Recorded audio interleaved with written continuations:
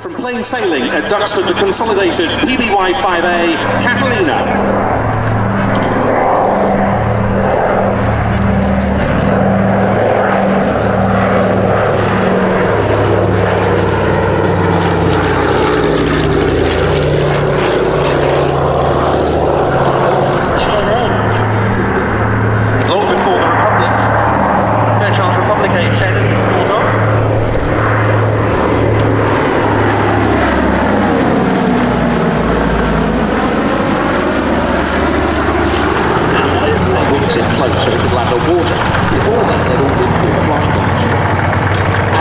There was actually a notice put in the cockpit saying, just remember where you're landing, which undercarriage you've selected.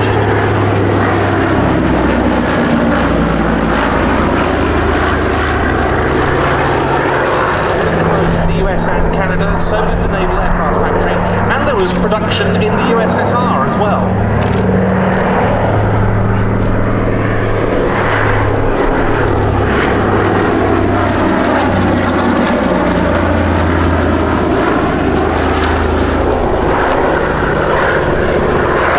The 3,281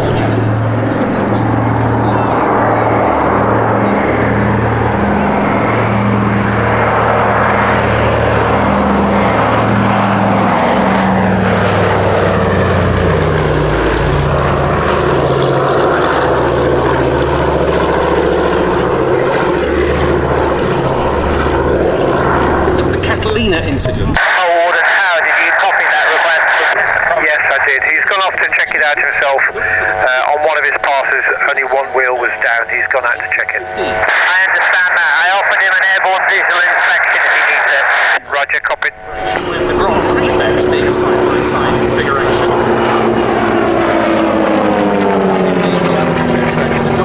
Tutor. On the Tutor, yes, and then they now switch to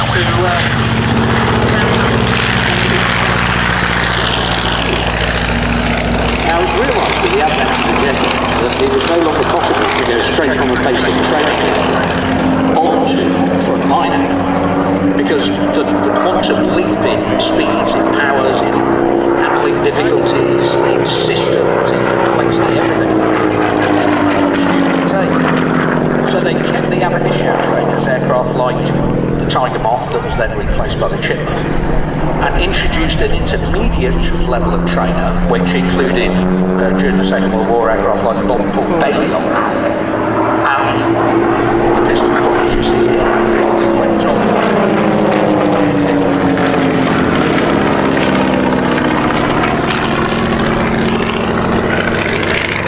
It didn't serve very long, the piston-engined Provost.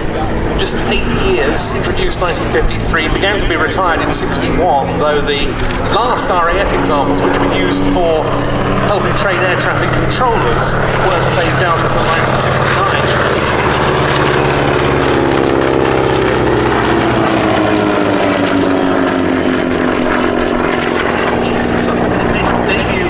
In the new Types Park at the RAF pageant in Hendon in 1930.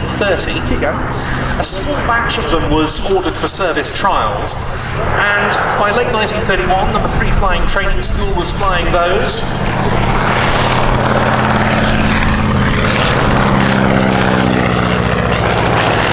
Albeit both with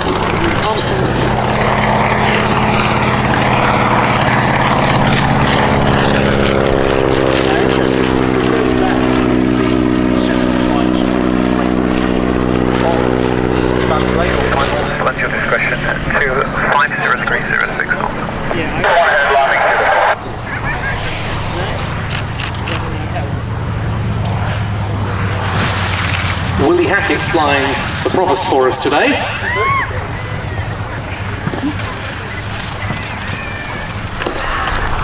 And the Avro Tutor, just turning final to land in behind him. Lancaster Mike, good afternoon. Display QFE 1018. Lancaster 99, roger. Just how long throw that undercarriage. Display is on time. Impressive. Running in. It's a very soft landing, even if you bounce it. Mark Sharp flying the aircraft for us today. Many, many thanks to him.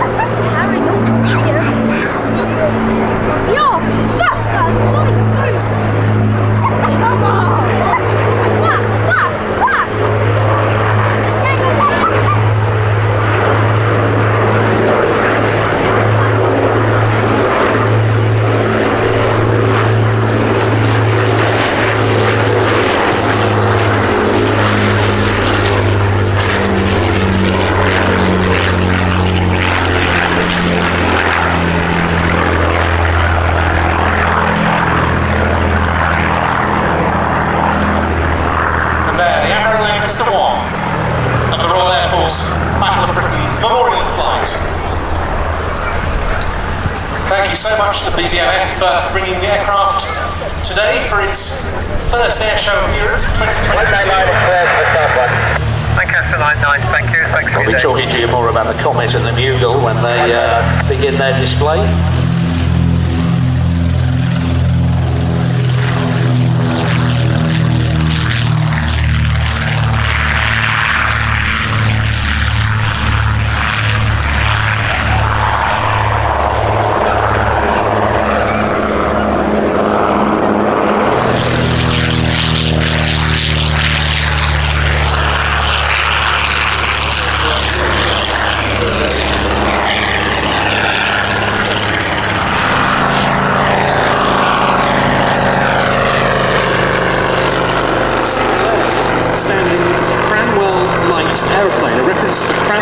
Aeroplane class, tiny aeroplanes undertook between the wars were absolutely remarkable.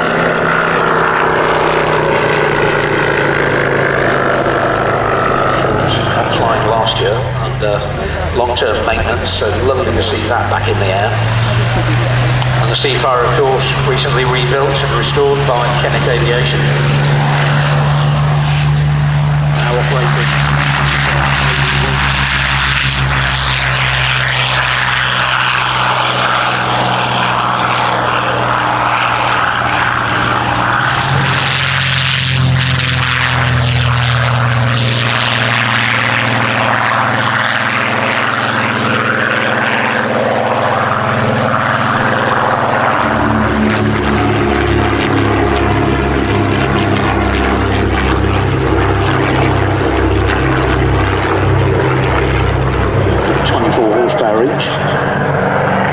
The aircraft was a success from the very start.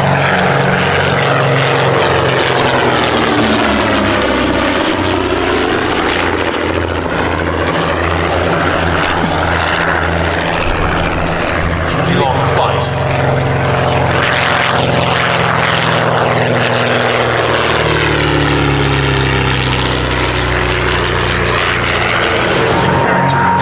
That is quite something.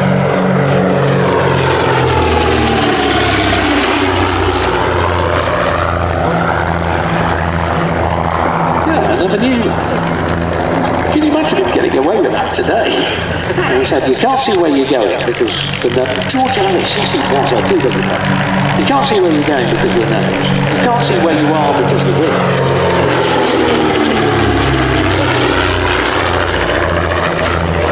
So made it relatively untroubled.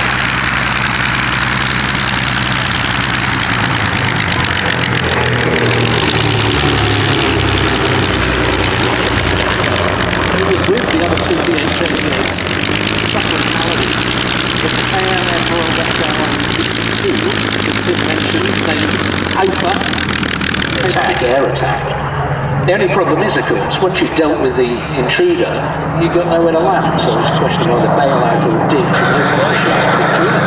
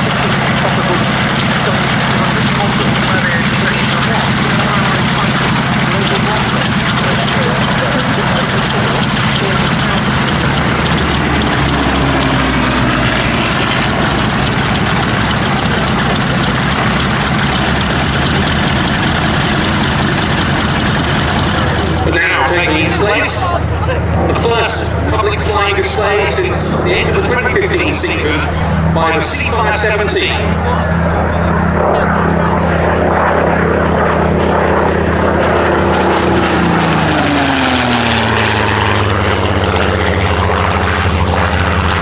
The Seafire was nonetheless an exceptionally important and still very capable naval fighting aeroplane.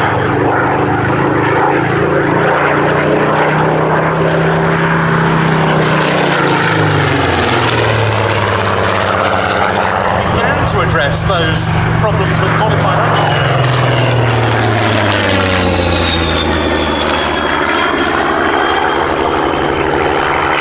But by then, World War II manner of Kennet Aviation, and then its fortunes really changed. Kennet put the aircraft through a ground-up restoration. It flew again in 2006 and made its debut here very soon afterwards. Then carried on flying on the display circuit through until the end of 2015. And you can see another aircraft there from Navy Wings out on the flight line. They're yellow Harvard in their corporate colours, which we may well see departing back to Yeovilton later on. They, of course, will be returning the very Swordfish flight in due course. It is now being undertaken on the civil register following the disbandment of the Royal Navy Historic flight in 2018. Marvellous to see this aircraft in the Western Bristol, Avro and in the future we hope to see more Spitfires emerge from Kennet's premises. Now who knows, the Spartan 7W executive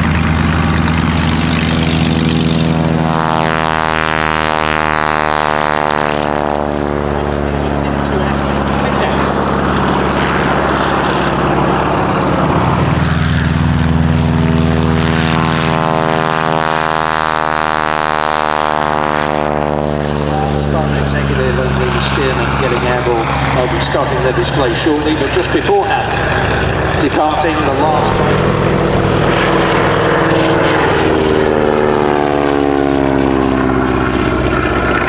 It's for limited military use as well. 16 of them were impressed into airport service.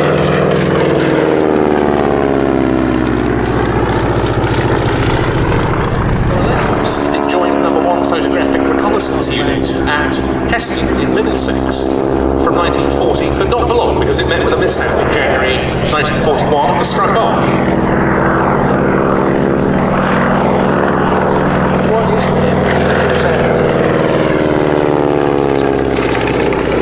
Huge number of that tiny little production lot still survive today. There's one in France, there's several in the US, there's two in Australia.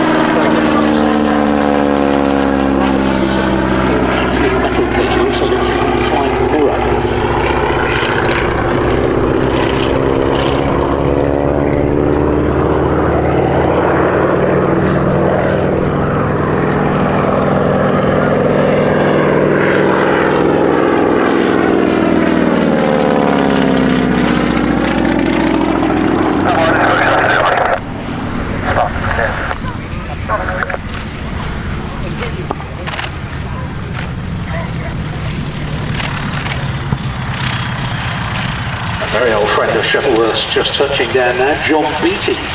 And he used to fly both the Seafire and the Sea Fury. Display here. Again, it's one of those aircraft that it's ordinary, so people know the story. It's a little biplane, having a little biplane. And then it's ordinary, it allows its importance. Absolutely, and they trained thousands upon thousands of Allied pilots during the Second World War. We've stayed with biplanes now. From the right, the Gloster Gladiator 1.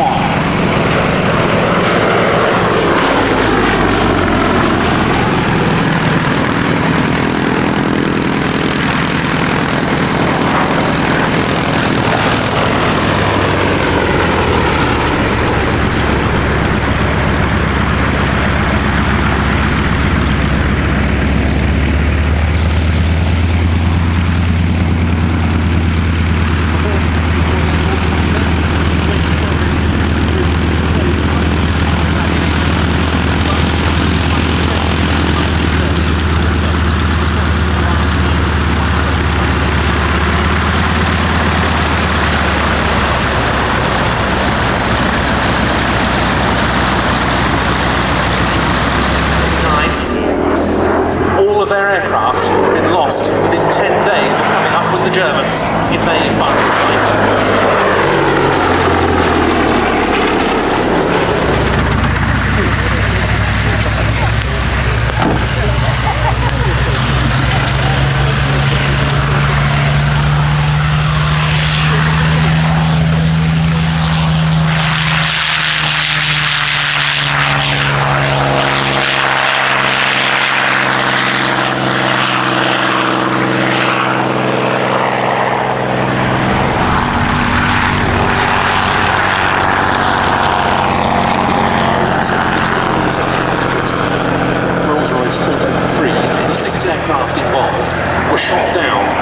German Albatross scouts.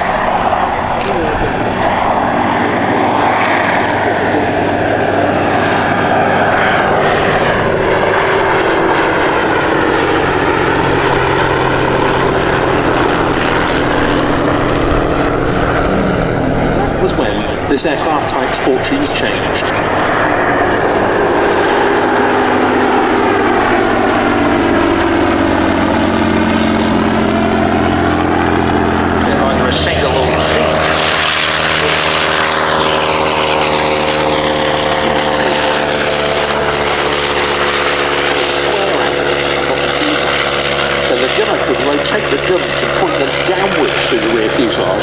Just in case any German fighter got under their tail and tried to attack it from below the line, attack plane. You'd literally find them all over the world, in Iraq, on the northwest frontier, down through Africa, all doing what was known as air policing. Interesting.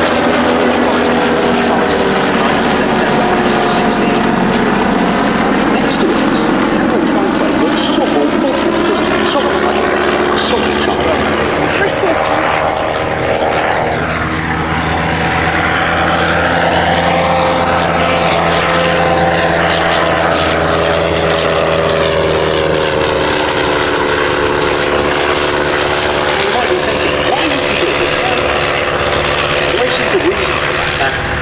the more lifting surface you've got, the bigger the wings, the faster the aircraft's going to climb. The trouble is, if you make very long, thin wings, the roll rate suffers. So it then came to be ordered in quantity.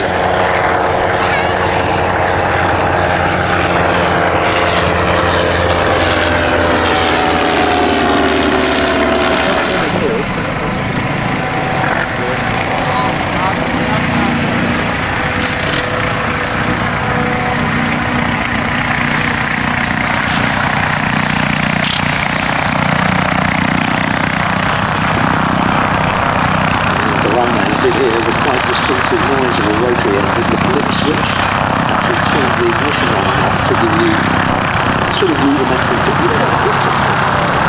And so we move on now to our next item with a rather new look for the 2022 season. From the right, the Spitfire Vc.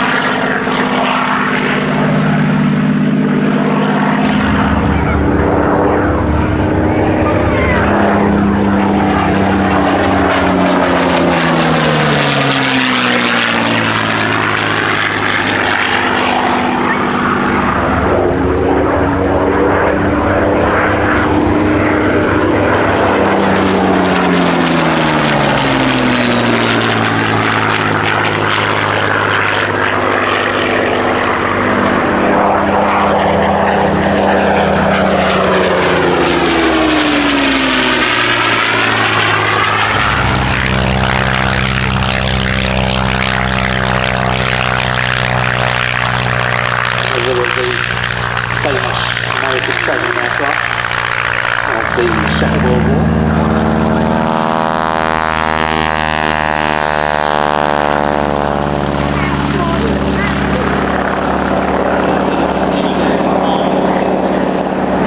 That was loud! The engine, it's the tips of the propeller.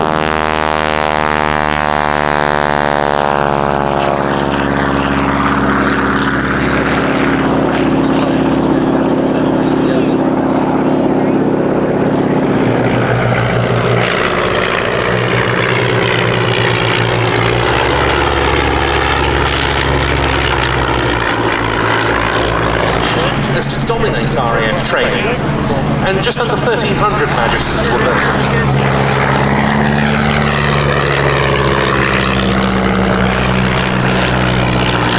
As is known with Tiger Moths, still have been fitted with light bomb racks like that in his first formation display.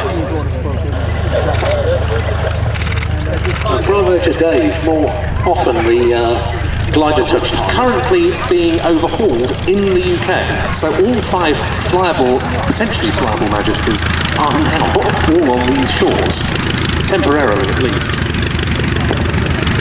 If you look on the downwind leg on the far side of the circuit, Spitfire Mark 5.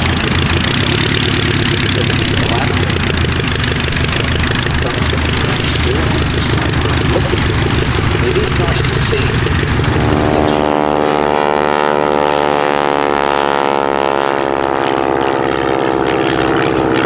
This is quite fascinating aeroplane. T. Claude Ryan, who is best known for the Ryan NYP Spirit of St. Louis, has flown transatlantic by Charles Lindbergh, set about developing his ST or Sport Trainer tandem 2-seater family.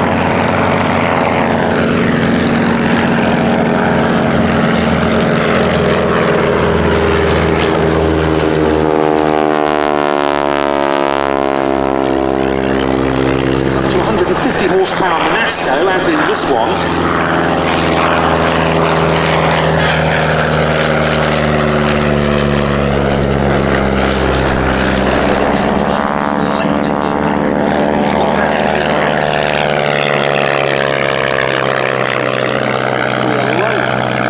Training sorties for then being recovered later.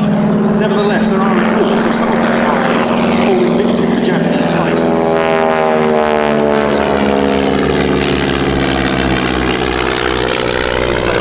By the Battle of Britain Memorial Flight, Royal Navy Historic Flight, and now Navy Wings, as just that, as a conversion trainer. The Ryan, incidentally, was acquired in April 2020 by Arnaldo Leon, who had moved to London in 2011, long hankered after a Ryan, and found this one for sale in the States, typically those very distinctive markings of the Netherlands East Indies air arms.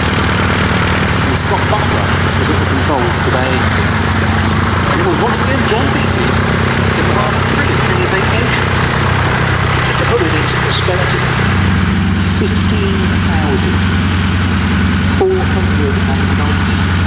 half-tons triple-built, and it literally was ubiquitous.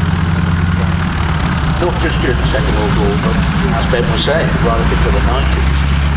There was some, you could still find some in service somewhere in the world, but not just as trainers, as light bombers, ground attack aircraft, counterinsurgency aircraft, observation types. Counterinsurgency aircraft were made available, so yes, really a jack of all trades. Bombing raids forming up, attacking German airfields, transportation centres and so on, or escorting our own bombers.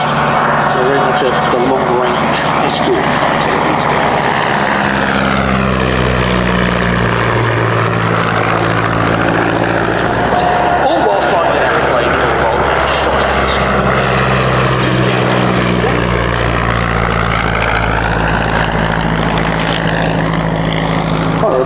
But it did mean it was a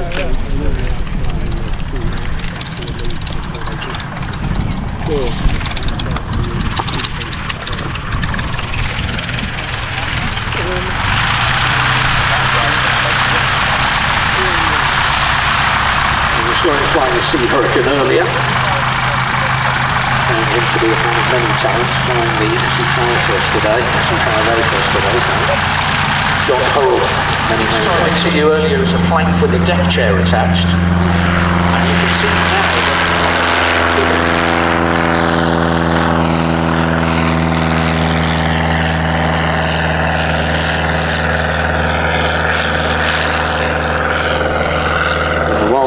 that he's climbing to height. Yeah, definitely. It was stored for more than 30 years, acquired by Shuttleworth, given a full restoration, flew again in September 2000. And it goes without saying, it is the only survivor in the world. But again, in a single-seat glider, on your first solo, which also happened to be your first ever actual flight. There are so many careers in aviation that have developed from those first flights from school playing fields by bungee-launched gliders of one type or another. Can you imagine health and safety today? I couldn't imagine having a playing field large enough. Also true. That's a good point. Steep.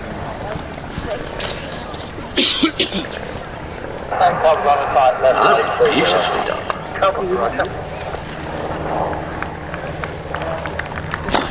Richard Crockett on the EoN Primary.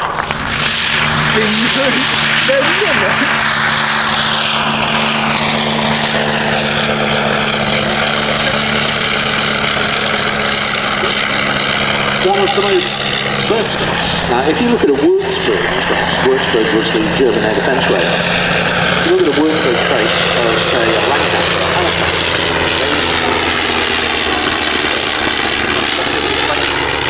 you look at a Mosquito, and all you get is the engine. And in fact, there's a number of reports.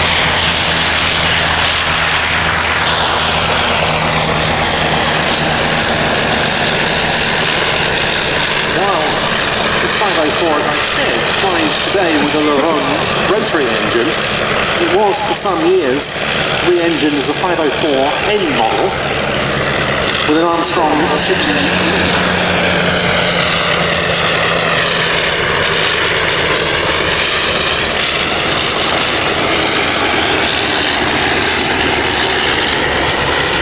Notice, for example, there, as the aircraft just turns away from us, there's a clear cutout in the top lip.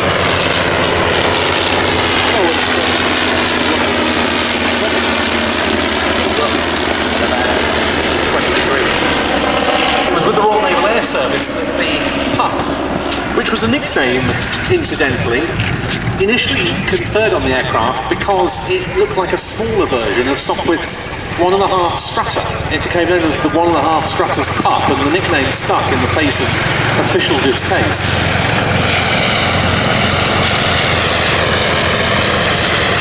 Naval 8, number 8 Naval Squadron, was the first operational unit to bring the Pup into That must have been quite something then, because of course, it wasn't a flat deck. They just built. And what I was saying earlier about efficiency in design. Now that's an 80 horsepower Rome 9-cylinder rotary, and yet the aircraft's got a maximum speed of 112 miles an hour. So more miles an hour than horses are doing. These are very efficient aircraft. They don't look it, but they are. And Scott Butler was doing the honours today in the Pup. Well, now our next and last Avro, well no, possibly not last Avro aeroplane on the programme, because as I said earlier, we have two of the Edwardians, the Avro Triplane and the Bristol Boxkite, plus the English Electric Wren in readiness should conditions be suitable for their flight to close the show.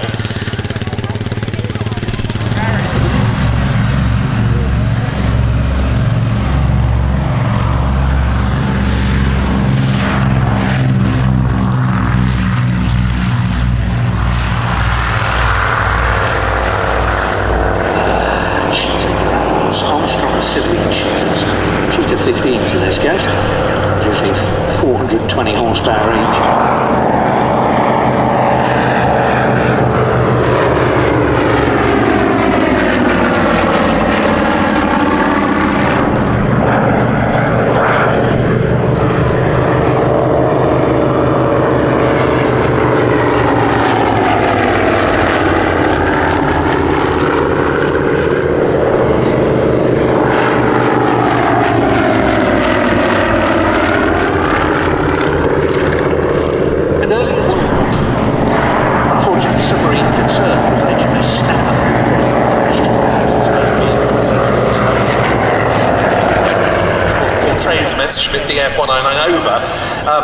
for some airshow appearances a few years ago, and an air-to-air sortie was performed to remember that action by 500 Squadron.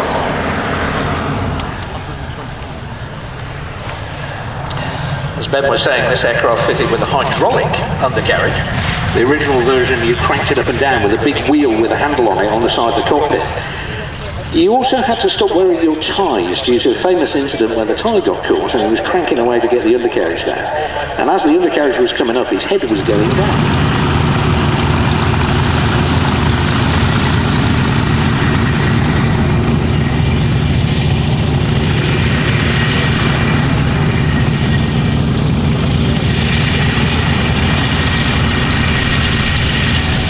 Hold. So the first, I hope, of our audience.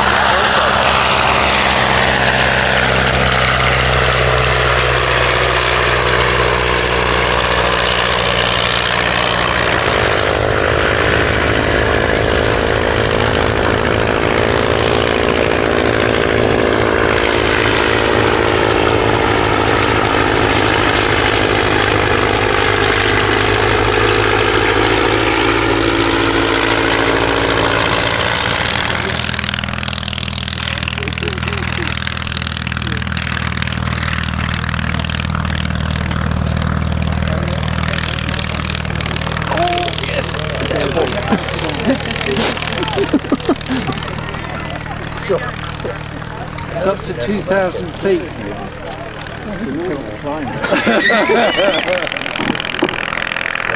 That has to be the most thrilling thing I've seen there all day. Look at it go! That's fantastic, ladies and gentlemen. 3 horsepower. Flat twin motorcycle engine.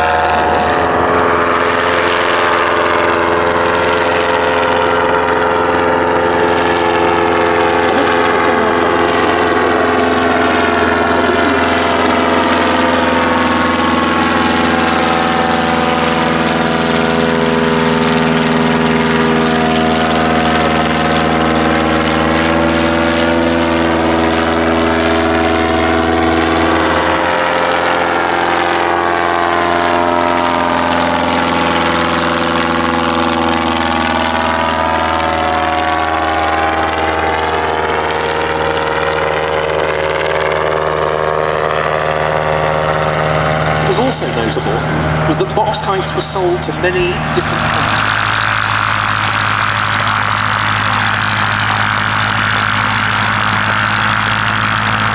As they say, those of us at the table, we weren't expecting earlier on today to be able to get any of the awards all again.